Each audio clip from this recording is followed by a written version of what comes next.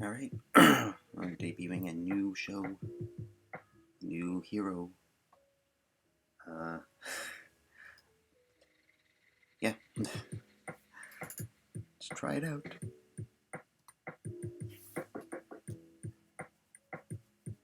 There is a roiling cacophony of voices in this aching city. You can pick each apart sometimes and feel helpless over their personal pain.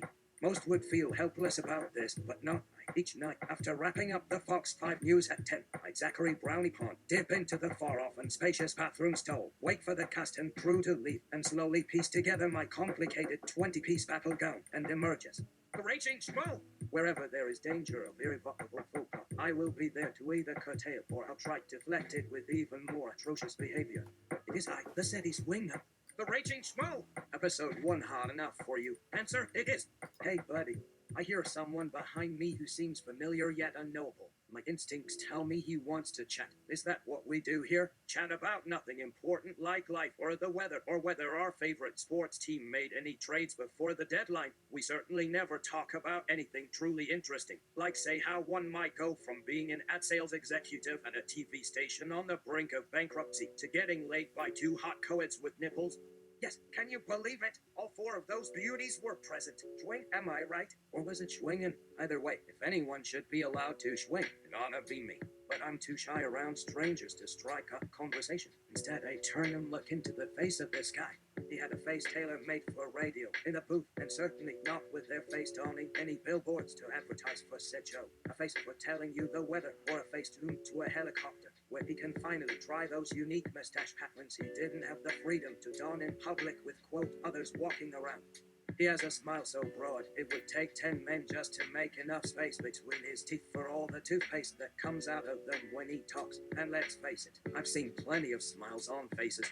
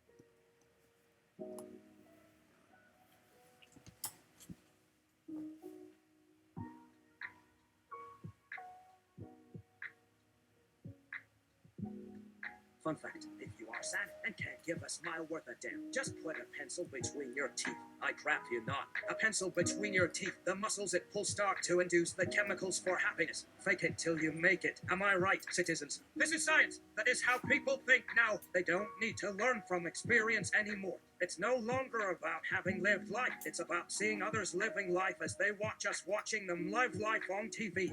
It took some effort, but this man got himself together long enough to find my eyes again. I did not see any of this before, because my brain had decided at first glance that I had found a human version of an animal with its head in an upright position. Forget any questions of intelligence or personality. The only thing that mattered was his nose hair, and the way he smiled at me like an overfed squirrel. In fact, we were both looking into each other's noses the entire time we were speaking, which made me feel like a worm-eating caterpillar.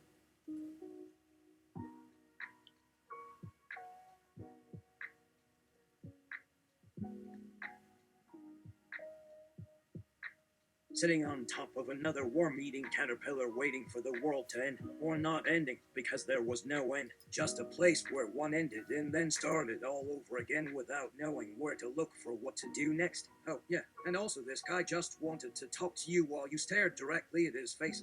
I'm sorry if I interrupted you, he said slowly and carefully. That sounded nice. I liked the sound of his voice. He spoke very quietly and clearly so I could hear every word he was saying, unlike some of these jerks who would scream so loud even their own children wouldn't want to be around them after a couple beers. Not that they'd have beer, since that would violate their religion's views on drinking that have been passed down from Moses and Noah and stuff. No, it's good to see a new generation embracing alcohol with such vigor. No problem. How are you? I asked in return, doing my best to not stare straight into this man's eyes, but instead making sure to avoid eye contact altogether. It worked because he kept talking. Great, I saw you on television last night, he stated proudly. I watched your segment in our hotel room. Now he was going too far because he had to know that the camera wasn't in the bathroom or anywhere near the stall I was in. There were cameras in the studio, of course. They had to be there for the weather reports and other bits that aren't exciting enough to make up a story about people getting naked.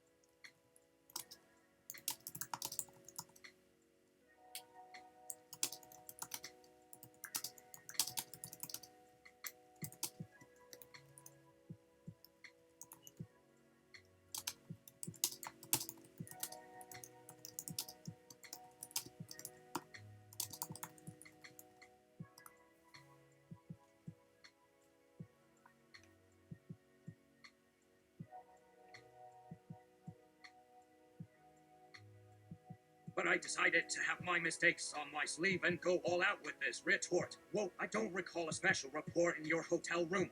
And he laughed, and then my body gave me a rush of endorphins, like my body saying, good job, kiddo. You made me laugh.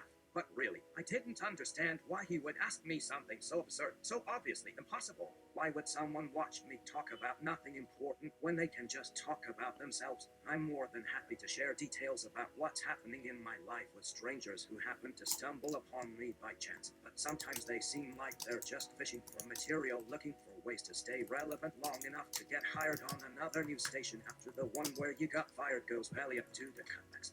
So let them come at me. It doesn't bother me one bit if these are desperate and shallow attempts to be friends. That is why I keep my profile low and avoid as many social events as possible. So whatever happened to the rape Slade case? He asked. Oh, that, I replied. It was solved. Really? He said, sounding shocked. How did they do that?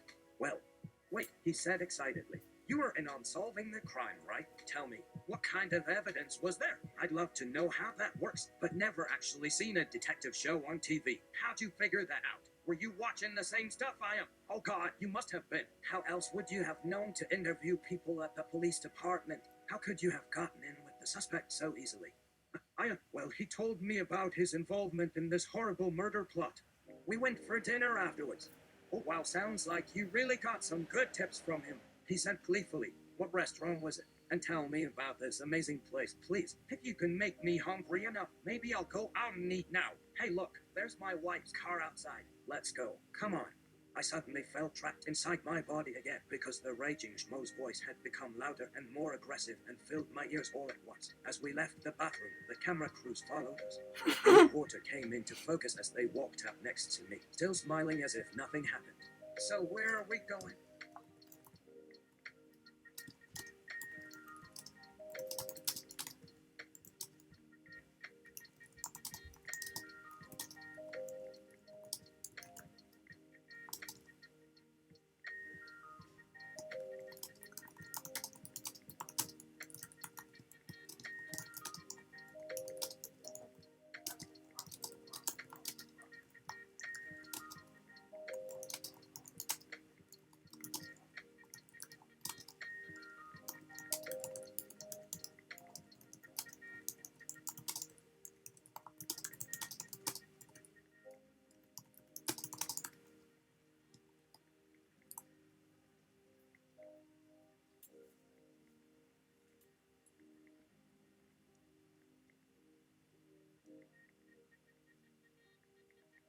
I guess he and I are riding in his wife's car. We're going out for sushi, just as two. You all can follow. You just can't order. My discretionary account isn't what it used to be.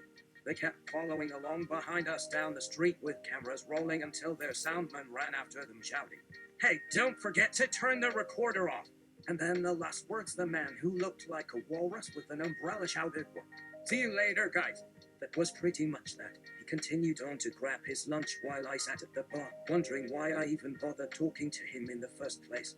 It was better than sitting there alone or trying to chat someone else up in the hopes that he would give me his number so we could talk over the phone about how he killed those women in some random hotel room somewhere. But then again, he might have been telling the truth.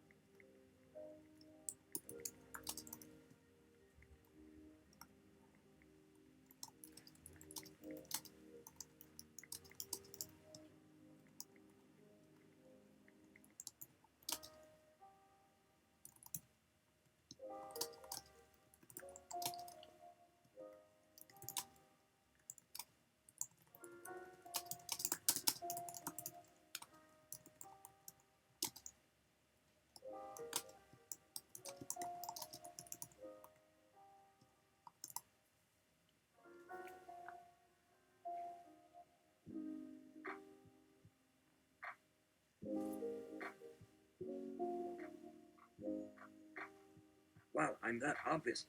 Excuse me? How did you figure it out? Oh shit, I said that was supposed to be a thought bubble. Oh god, I'm sorry. The guy next to me laughed. Don't worry about it. Everyone does that. So yeah, that's right. You got me. Can't believe I told everyone on TV that story. What kind of idiot tells anyone anything? Yeah, it's true. The police are gonna laugh when they hear what you figured out. Well done, sir. I suddenly felt more comfortable around this stranger as he kept up a steady stream of compliments and polite conversation. This made sense. I never saw him at work before because he is one of many people in the building working on other projects. Some were busy filming the weather reports and things like that. Others were prepping the set for the day show with all the furniture and decorations needed to create the illusion of reality.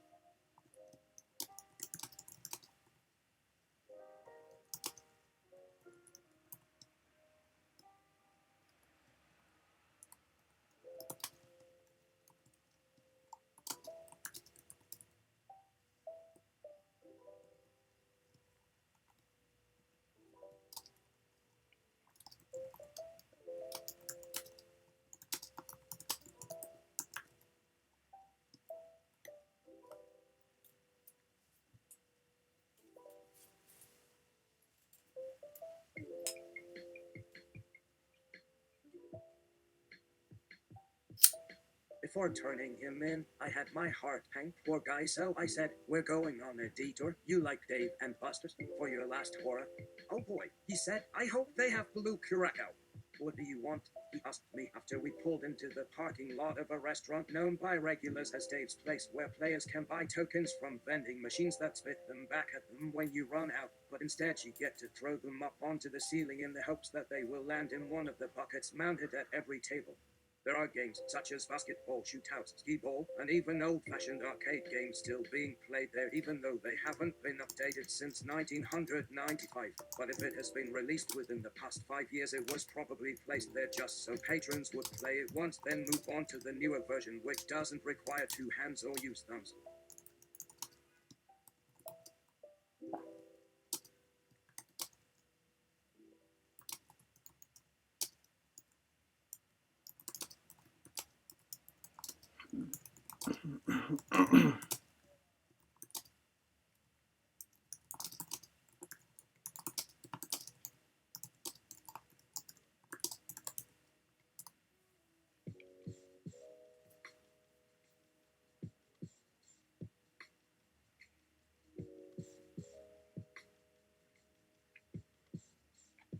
Every few minutes, you can hear a muffled "oh" and a hearty buck as a penny that has gotten stuck finally falls from the ceiling and onto someone's head. A high-pitched shriek fills the air. Sometimes the screams are accompanied by a flash of light. That's a cue for everyone else at the tables to try and figure out who actually hit the jackpot. In some cases, they don't know themselves until they see their own name on the screen in flashing lights, blinking fast as each time another coin lands on top of their heads, followed by an oops, as they realize what they've done. Do you want to play something? You look like you could be in the mood. Sure, he replied uncertainly. I sat him down next to me while I ordered our food from a waitress named Rita because she was a great deal more pleasant than the ones who were less accommodating and therefore harder to bribe with blue curacao. My meal arrived before his did, but I didn't mind waiting. My only goal here is to keep this man distracted so that I can sneak away before anyone recognizes my face. It's not fair to have to hide from my own people. What kind of life is that? Here you go, Rita said cheerily as she delivered 2 large bowls filled with chicken tenders swimming in grease. Enjoy, she said, then turned around without making eye contact. Can we get 2 for 1 blue curacao special? My companion looked at the bowl in front of us. What's this? He asked suspiciously. Chicken tenders, a staple on all Dave and Buster's menus. They're dipped into a mix of spices and deep fried, so they are crunchy on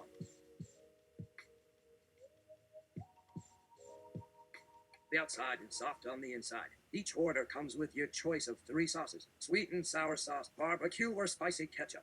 What? But how do you make those things taste good? He cried out as he put some of them in his mouth and began chewing rapidly. These are disgusting, but really good. Who would have guessed? It just takes practice, I answered. You gotta tell me about these places, he begged me while picking up another piece of chicken. I could see a waitress behind the counter giving him a strange look after hearing me speak like a native when she had no idea where I am from. But then again, she has probably never met a person from the United States before. This place is a haven for Americans, tourists especially, who want to escape their lives back home by losing themselves in their favorite arcade games, even though it is more likely that someone will take their money than give them an actual token to play their game with. Oh, don't worry, he said with enthusiasm. I'll buy, no charge, for this stuff. He ate and drank with abandon, not stopping until there was nothing left to eat. It's nice to be able to sit and enjoy my food without worrying about getting hit with change if I accidentally let one fall from my lap onto the tabletop. That was something else Rita told me about. Every time a patron hits the jackpot, they are forced to pay the bill plus a 50-cent fee. Do they have any food injected with cheese? He asked. Yeah, they do, I replied, having eaten a lot of those fried cheesesteaks during our meal. Good, because that's all we have in common. We're both fans of blue curacao, which means we should definitely go in business together. You're going to start your own chain with your name on it, a place where people can come and experience true joy in life. How does that sound? I laughed and thought about what this guy might think if he knew how much I actually hated this restaurant. The noise and constant chaos were exhausting at times. I don't know, man. You ever seen A Christmas Story? He shrugged as he took another drink. Yeah. But it doesn't make sense why Ralphie would throw his red bicycle into the air after jumping up the stairs. I sighed as a waitress passed us carrying a tray full of glasses filled with blue curacao, laughing out loud like she didn't even notice that her job requires her to be more pleasant than normal while being miserable inside because she knows she is not appreciated or respected by anyone except for those few patrons who continue coming back day after day even though their faces are beginning to resemble leather seats after too many hours spent sitting on them while drinking blue curacao. I really felt bad for these people. Most will never leave Dave and Buster's once they step foot inside its doors, but they will keep paying just so they can hang around there forever. I've never understood this type of person before today, but now that I do, maybe it makes me feel less alone in the world. This isn't the worst part about my job, I said finally, trying my best to look the other way without appearing guilty. What's worse is when we get the order wrong and everyone hates us. It feels horrible. They say things behind our backs, then they'll run off to a different restaurant where they don't have to put up with our shit anymore. And if we see one of those people outside and try to talk to them again, it doesn't work out well for us. He looked at me with concern on his face. He had noticed something was bothering me from the moment I walked through the door. He reached across the table to touch my arm. Hey buddy, you're all red under your beard. Did I say something? No, I replied as I took a drink, but continued staring straight ahead instead of looking him in the eyes. I'm just mad about how some people treat waiters and waitresses like crap here. The customers are always right no matter what happens. No matter what they tell us, it is what they want. Yeah, so why don't they tip good? Exactly, I snapped angrily. This wasn't what I meant by good or right, because that's not how life works. There is no such thing as perfect customer service. That's an ideal only dreamed of by people who have never been on either side of the counter or waited tables. The waitress said, "We do not sell turtlecons, I'm sorry, sir." Then she left, while running away with her tray full of blue curacao glasses to give me a dirty look, knowing she got caught and probably has to take out her anger in a way that involves throwing someone else's food into their lap while asking them if they enjoy having their nuts chewed up before eating them. I went back home afterwards feeling tired and disappointed in myself for losing control in front of this guy. Maybe he saw right through me. Who knows? But even if he didn't know my true identity, he could still tell I am stressed from my job, and being unable to relax and get my mind off work makes everything worse.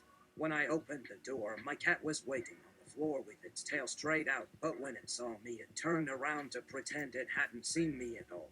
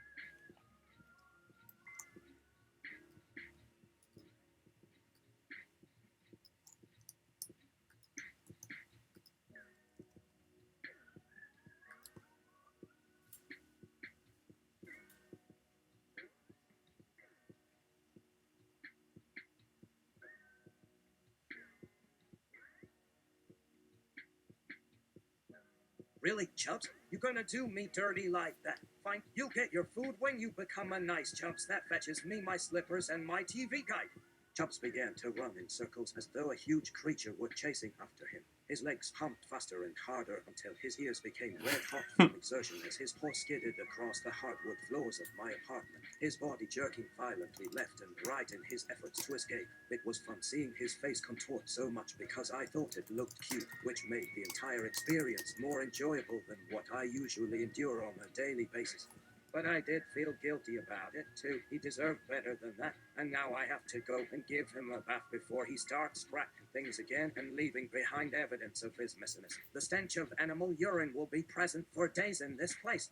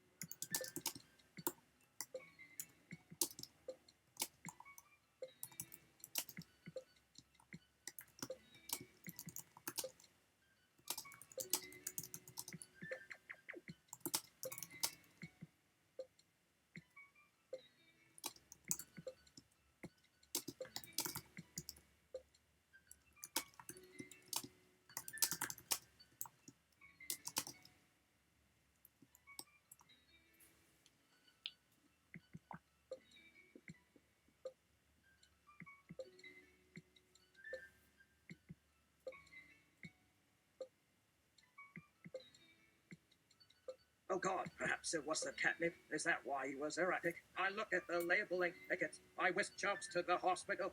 The doctors confirmed it. Chubbs had been poisoned with the catnip equivalent of K2. A kitty K2. That's a news story if there is one. And there is. And there am I, in an article on MSN.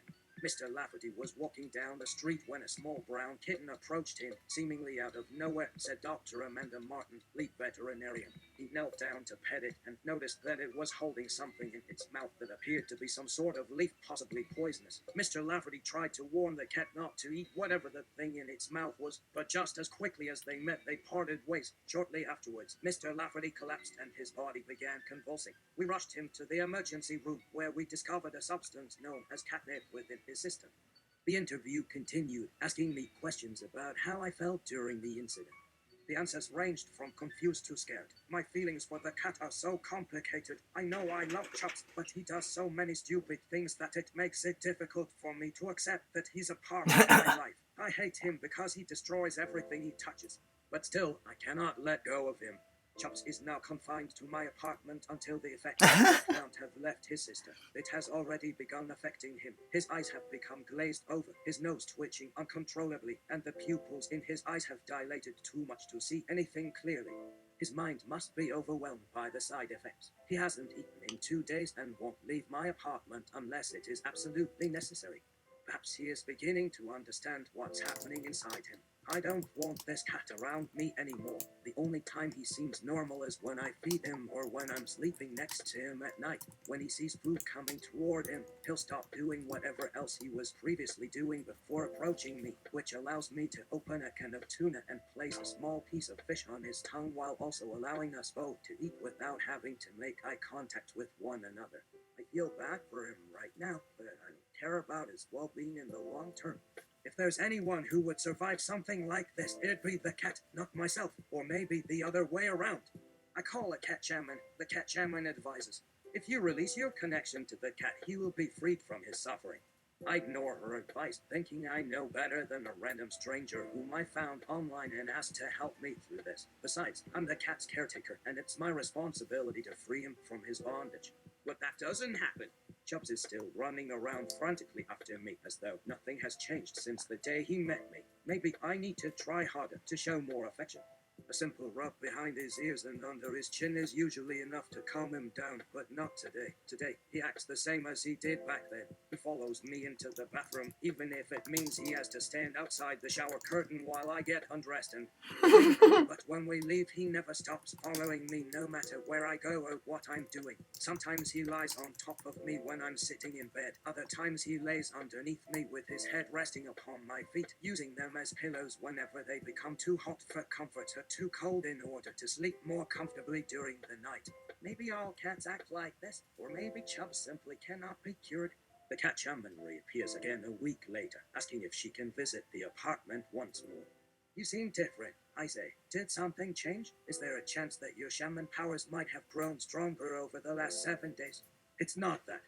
It's time to teach Chubbs some mindfulness meditation. It'll work better than trying to play music at high volume, hoping he'll eventually grow tired from it and give us both an hour of peaceful rest. So every morning after breakfast and before leaving to start my job, I take out my yoga mat, place it across from his favorite spot by the window, and begin breathing deeply and counting backwards from 10 as I focus my attention on each part of my body individually. My toes, my ankles, my legs, thighs, my butt, my stomach, my chest, my arms, my fingers, and finally my face, all while holding in a deep breath without letting any air escape through the nose. It really helps clear the mind. Once I reach 0, I inhale deeply one more time, hold it for another 3 seconds, then exhale until the sound reaches 0 again.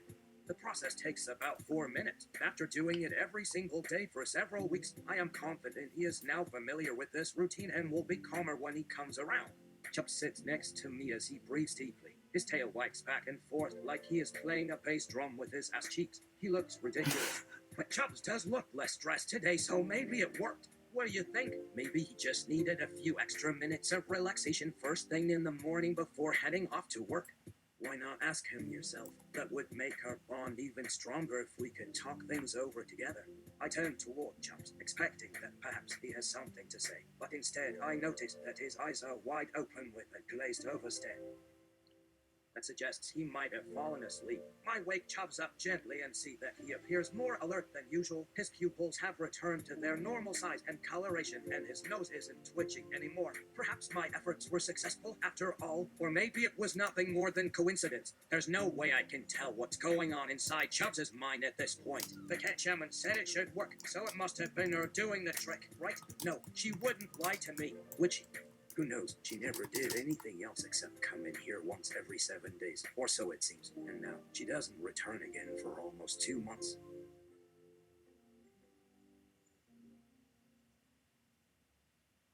Then we will try some kitty benzos. I leave work early to spend time with Chubbs since he's already gotten home by then. As soon as I get into the apartment, I hear a faint purr from somewhere nearby. It sounds like he wants me to follow. So I do, down a long hallway lined with photos of my family and me before I knew I wanted children, to the master bedroom where he has his own space in front of the closet. My wife and I used to sleep in there too, but when our oldest daughter decided she wasn't ready for us to share our bed with her despite having slept through the night at 4 years old, we moved her room next door and started sleeping in separate beds so she'd feel more comfortable being close enough to touch each other while we both fall asleep peacefully.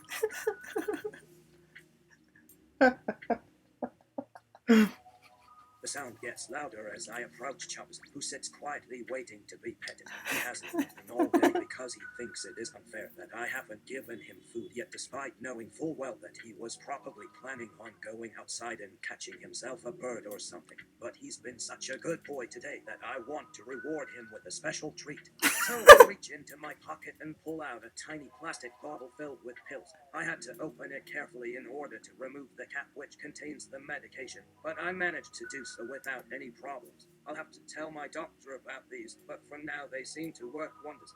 I sit cross-legged across from Chubbs and place the pill in his mouth.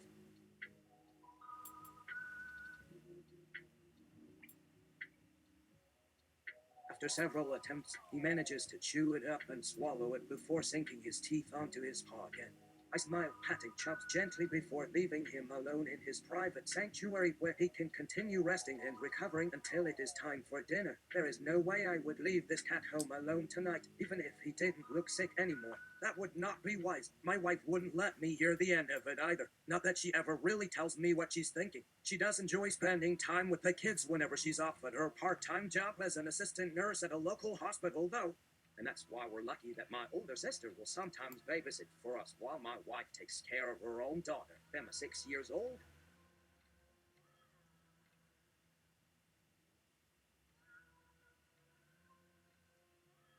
And James 3 years old. I guess my family is growing as my children get older, but I'm glad we still manage to spend enough quality time together as a family. Daddy, says Emma when she enters the master bedroom. You said you were going to come with me to find the cat so we could play. My daughter appears in a white t-shirt and black leggings. Her blonde hair bounces around on top of her head like a halo. I take one look at her, and I can't help but think how beautiful she looks right now, just a few months away from being a teenager. But I suppose I already knew that. She's only 11 now, but I know I won't be able to deny my responsibilities once my daughters become teenagers. The idea fills me with fear. What do girls talk about these days? I'll have to learn everything there is to know about social media before the first day of school. I hug my eldest child close and kiss her on the cheek before pulling back slightly and staring into her big blue eyes. You know I want nothing more than for both of you to be happy, I reply. And what makes me happy most is seeing all three of you smile. Emma smiles even bigger, pleased by my words. We're playing hide and seek in our room. Would you like to join us? She knows she can get her way if she simply asks nicely, just like Chubbs. But I'm afraid that if we're not careful, Emma might start growing up too soon. Mental note, find the best chokeholds for teenage boys. Okay, I say, let's go. The two of them rush out the door without looking back, laughing their heads off. They are the picture of innocence, the definition of childhood itself. Their laughter echoes throughout the hallway. They must be enjoying themselves immensely as we follow along behind in order to give chase whenever it is safe to return home again. My little princess has grown so much over the last couple years since starting kindergarten. She now wants to wear makeup and dresses and will occasionally insist on wearing makeup while still inside her own house when no one else can see her. It's amazing how fast children change and grow when given the chance to be a part of society at an early age instead of being sheltered away from its problems. But I can't complain. At least my girls seem happier these days. I suppose I should be glad about that. After a long day of work, my wife Emma and I decide to watch TV together in the living room. The weather is nice outside, so after dinner we had decided that we would spend time outdoors taking advantage of our precious weekend free of responsibility. But the kids want to play games with each other, so here we sit on the couch watching cartoons or something equally mindless in case anyone reading this book needs some kind of reference point. We're currently on Season 5, Episode 3 of Star Trek: The Next Generation. I turn around on the couch to take another sip of coffee, only to notice that there are two cats lying side by side near the television set. They both appear to have been napping until just moments before. Hello there, I say in greeting as I rub Chubbs' chin with my right hand and scratch him between the ears with the left. He opens his eyes slowly as if he isn't sure whether I'm really who I claim to be. After I stroke him for several more minutes, he comes down and decides to lie back and enjoy the massage. The purring begins almost immediately. I don't know why he acts so nervous. He knows we love all animals. What does it matter if it's a cat? It's not like we hate dogs. Oh, and by we, I mean Emma, of course. As far as I am concerned, Emma loves every dog she's ever met. In fact, I remember one day in elementary school when she took one of the class hamsters home with her after having fallen in love with its cute furry face and black button nose. But I digress. The younger cat, a brown tabby female named Lucy, who Emma picked up from the animal shelter shortly after we were married 6 years ago, never hesitates to come close and join me in rubbing the two of them. Her claws tickle the skin on my hands, but that doesn't bother me much because the pleasure is well worth the pain. And again, they both always enjoy getting pets. As the episode of TNG draws to a conclusion, I decide to get the kids ready for bed. Emma is still sitting next to me on the couch while watching, but the children are already in their bedroom. I begin to use shiatsu on Chubbs' tummy as his first turn into grumbles of contentment. Meanwhile, Lucy sits quietly in my lap as I scratch her stomach just above where it meets her chest and then around her neckline until her breathing has become heavy with sleep. Then, with a quick jump, she takes off running across the floor until she jumps onto the backrest of an easy chair nearby and curls herself up against the cushion before closing her eyes tight for the night. I let out a deep breath before turning to look at my daughter, who remains seated beside me without moving, even though we have reached the final scene in our favorite episode. The character Picard finally returns from his 7-year exile, during which he was lost in the Nexus. He had been taken prisoner by aliens who forced him to participate in some kind of gladiator arena game called Dominion. Emma used to watch this show religiously when she was little, even more so than Star Trek, so we usually finish watching each season together right here in this very same room, just like old times. Time to go to bed, I tell my eldest child, standing up to walk over and help her up. And you can choose whether or not to take your toys along. She shakes her head no and gets up quickly. I'm ready. You're going to play with us. Emma knows exactly what buttons to push when it comes to getting her way. But despite that knowledge, she's also a good kid. She doesn't ask for anything extravagant all that often. No, sweetie, I reply as I hold open the door for the two of them.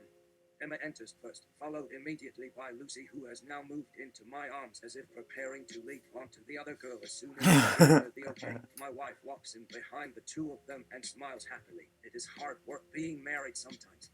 I put away the laundry while listening to music and enjoying one last cup of coffee. Emma and I decide to skip dinner and just eat sandwiches and salad for lunch instead. The day went well. There were some minor delays due to weather issues, but we managed to get a lot done. The kids played in the backyard after school, watched cartoons, and then slept most of the day. After cleaning up everything, I washed the dishes before joining Emma on the couch, where we spent another hour watching television.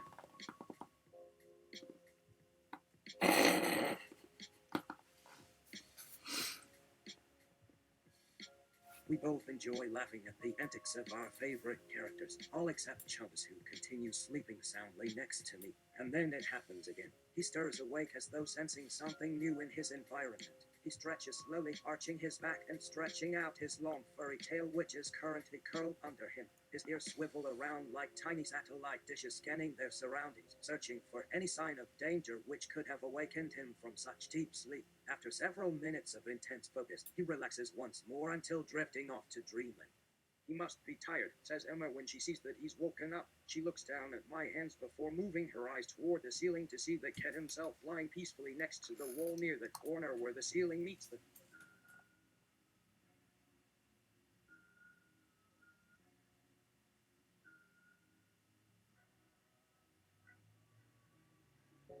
floor. You sure you didn't hurt him with your Shih Tzu earlier? I shake my head no as I lean closer to stroke his belly while I gaze into his large green eyes as they blink and stare into nothing. Lucy watches from my lap with a curious look in her yellow-green eyes while continuing to purr contentedly. The two cats are both staring directly into my soul, and yet neither one seems to notice. What is it about animals? Is it because they feel safe in the presence of other species? Maybe it has something to do with the fact that humans never try to harm them unless provoked, but still. Why can't we sense their emotions as clearly as the way we can communicate so easily with them through words, body language, and touch?